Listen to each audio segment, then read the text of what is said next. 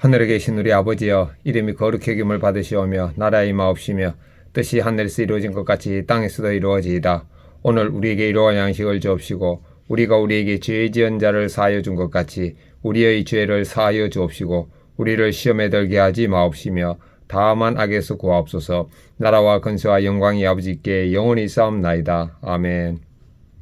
찬송가 21장 찬양 드리겠습니다. 다 찬양하여라.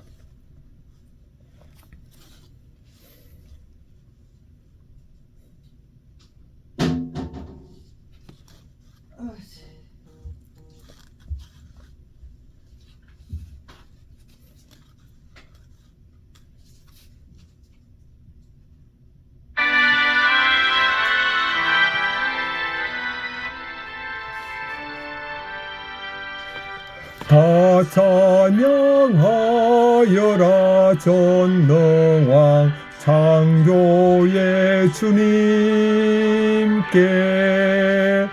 내호나 주님 찬양 평강과 구원의 주님. 성도들아 주님 앞에 이제 나와 즐겁게 찬양하여라. 아멘. 하나님의 말씀 마가복음 1장부터 11절입니다. 하나님의 아들 예수님 그리스도의 복음의 시작이라. 선지자 이사야의 글에 보라 내가 내 사자를 네 앞에 보내노니 그가 너의 길을 준비하리라. 광야에 외치는 자의 소리가 있어 이르되 너희는 주의 길을 예비하라. 그분이 오실 길을 곧게 하라. 기록된 것과 같이 세례 요한이 광야에 이르러 제사를 받게 하는 회개의 세례를 전파하니 온 유대 지방과 예루살렘 사람이 다 나아가 자기 죄를 잡아가고 요단강에서 그에게 세례를 받더라. 요한은 낙타털 옷을 입고 허리에 가죽띠를 띠고 메뚜기와 석청을 먹더라. 그가 전파하여 이르되 나보다 능력 많으신 이가 내 뒤에 오시나니 나는 굽혀 그의 신발끈을 풀기도 감당하지 못하겠노라. 나는 너에게 물로 세례를 베풀었거니와 그분은 너에게 성령님으로 세례를 베푸시리라. 그때 예수님께서 갈릴리 나사렛에서부터 와서 요단강에서 요한에게 세례를 받으시고 고운 물에서 올라오실새 하늘이 갈라진가 성령님이 비둘기같이 자기에게 내려오심을 보시더니 하늘로부터 소리가 나기를 너는 내 사랑하는 아들이라 내가 늘 기뻐하노라 하시니라. 아멘. 묵상하겠습니다. 1절부터 3절은 예수님의 복음이 세례 요한이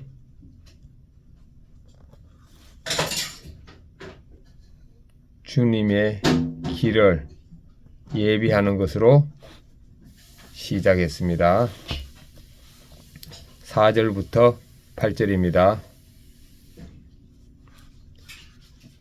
세례 요한이 물로 회개의 세례를 전하고 예수님이 성령님으로 세례 주실 것을 예언합니다. 9절부터 11절입니다. 예수님이 요한에게 세례를 받으실 때 성령님이 예수님에게 임하시면서 하늘에서 사랑하는 아들이라고 말씀하십니다. 적용하겠습니다. 첫째, 저는 죽었고 예수님이 사심을 의식하면서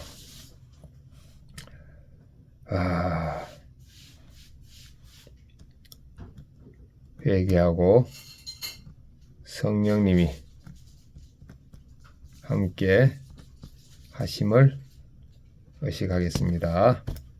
두 번째, 왼손은 주먹을 쥐고 예수님과 십자가에 못 박혔음을 의식하고 오른손은 주먹을 쥐고 예수님과 손잡고 있음을 의식하겠습니다.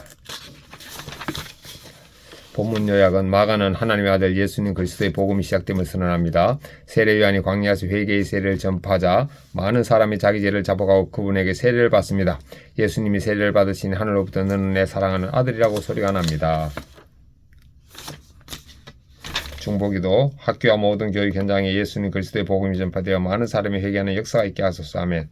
하나님 아버지, 학교와 모든 교육 현장에 예수님이 전파되어서 회개하는 역사가 일어나게 하여 주옵소서. 본문 해설 마가복음 1장 1절부터 11절 본문 해설입니다. QT인 1~3절 복음의 시작. 마가복음은 예수님의 족보나 탄생 이야기 없이 곧바로 하나님의 아들 예수님 그리스도의 복음으로 시작됩니다. 마가가 전하려는 핵심이 예수님의 십자가 죽음과 부활을 통한 구원의 소식이기 때문입니다. 복음은 뭐냐? 예수님이 십자가의 죽음과 부활을 전하고 나도 십자가에 못 박혀 죽었은가? 부활해서 예수님 함께 있음을 전하는 것. 이게 바로 복음이네요. 또한 그분은 세례 요한의 사역이 이사야 선지자의 예언 성취임을 밝히며 예수님의 오심이 우연한 사건이 아니라 하나님의 구원 계획임을 강조합니다. 복음은 어제나 오늘이나 동일한 하나님의 구원 능력입니다. 오늘도 이 복음이 나를 통해 증거되어야 합니다. 복음이 나를 통해 증거되어야 합니다. 아멘. 나는 예수님이 하나님의 아들이심을 확신합니까? 아멘. 네, 복음이 내 삶에서 어떻게 시작되었고 증거되고 있습니까? 복음이 내 삶에서 어떻게 시작되었고 증거되고 있습니까? 내 삶에서 어떻게 시작되었고 증거되고 있습니까? 전도함으로 증거되고 있습니다. 그리고 내 삶으로서 증거되고 있습니다. 아멘. 4~8절 세례 요한이 광야에서 회개의 세례를 전파합니다. 그래서 온 유대 지방과 예루살렘 사람들이 나와 자기 죄를 자복하며 세례를 받는 놀라운 역사가 일어납니다. 이때 요한은 자기보다 능력 많으신 분이 오실 것을 예고하며 자신은 그의 신발끈을 풀어드릴 자격조차 없다고 고백합니다. 참된 회개는 나를 낮추고 하나님을 높이는 것입니다. 따라서 오늘도 성도는 주님 앞에서 겸손히 회개하며 살아야 합니다. 나는 세례 요한처럼 예수님 앞에서 겸손합니까? 내가 회개해야 할 교만과 죄는 무엇입니까? 죄 없으신 예수님이 죄인들과 같이 세례를 받으시는 것은 나를 대신하여 의를 이루시기 위함입니다. 예수님이 세례를 받으시자 하늘이 열리고 성령님이 비둘기같이 내려오십니다. 그리고 하나님이 너는 내 사랑하는 아들이라 내가 널 기뻐하노라고 선포하십니다. 예수님을 믿는 우리 또한 하나님의 사랑받는 자녀가 되어 성령님의 능력으로 살아갈 수 있습니다. 이것이 복음의 놀라운 은혜입니다. 하나님이 나를 사랑하는 자녀로 이기신다는 사실을 얼마나 확신합니까?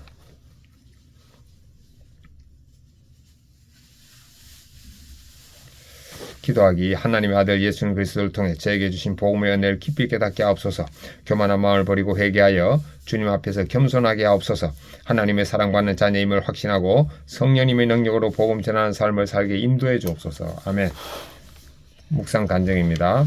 김현수님, 결혼하러 왔습니다. 제가 30대 교회를 첫 발을 내디딘 이유는 단 하나, 결혼하려고입니다. 이후 공동체 속해 세례를 받고자 기초 양육을 받을 때입니다. 청년부 소그룹 모임에서 자매들과 이야기를 나눌 기회가 있었는데 다들 스펙이나 직업이 아닌 양육 단계로 자신을 소개하는 모습을 보고 큰 충격을 받았습니다. 그때 저는 교제하려면 양육을 받아야 하는구나 라고 생각하여 양육 훈련을 교제의 면허증으로 여겼습니다. 그래서 세례를 받아놓고 바로 양육 프로그램을 신청했습니다.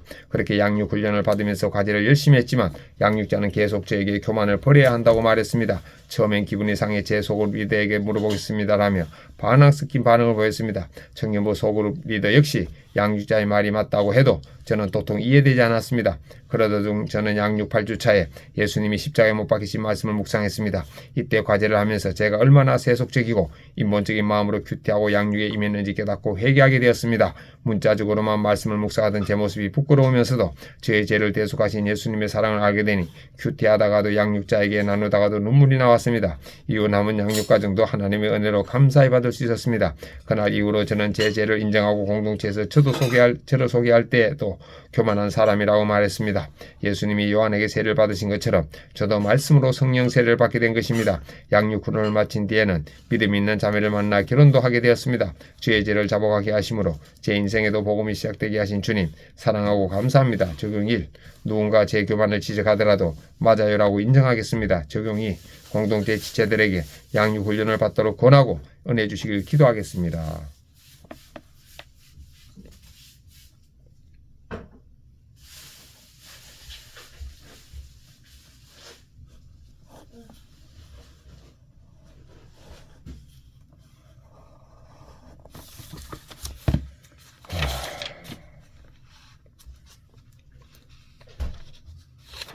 어떻게 해야 되죠? 다시 확인하겠습니다. 적용 1. 저는 죽고 예수님 사심 의식하면서 회개하고 성령님 함께 하시면 의식하겠습니다. 왼손은 주먹을 쥐고 예수님과 함께 십자가에 못 박혔음을 의식하고 오른손을 주먹을 쥐면서 예수님과 손잡고 있음을 의식하겠습니다. 아멘.